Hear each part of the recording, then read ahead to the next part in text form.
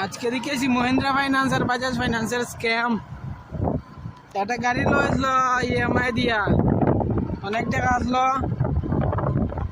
তারা প্রথম মাসে বলছে যে পেমেন্ট ক্যাশে করতে লাগবো, অনলাইন অ্যাকাউন্টে দেওয়া হইতো না। আমরা প্রথমে 5টা ক্যাশ দিছে, আর কিতা করছে যে স্টাফ আসলো, হ্যাঁ আমরা দেওয়া হইতো 10 তারিখ টাকা, স্টাফে আপডেট করতো না।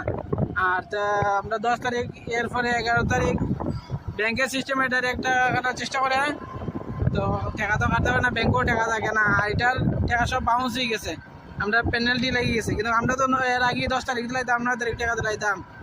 এরা এইভাবে আমরা 5টা ক্যাশ লইছে, তারপরে হচ্ছে না অনলাইন দেবো। আর এখন মেসেজে ফোন আয় যে তোমার তো 5টা পেনাল্টি লাগছে, 2,500 টাকা এখন দিয়ে যাও।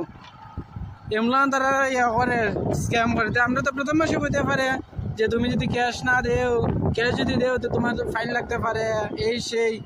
এমন করে আজকে আমার 3,000 টাকা দিয়ে লাগে। মানে সারাদিন আমরা ব্রাঞ্চের ম্যানেজারের সাথে তার সাথে গল্প, কিন্তু তারা জানিয়া এমলান করছে।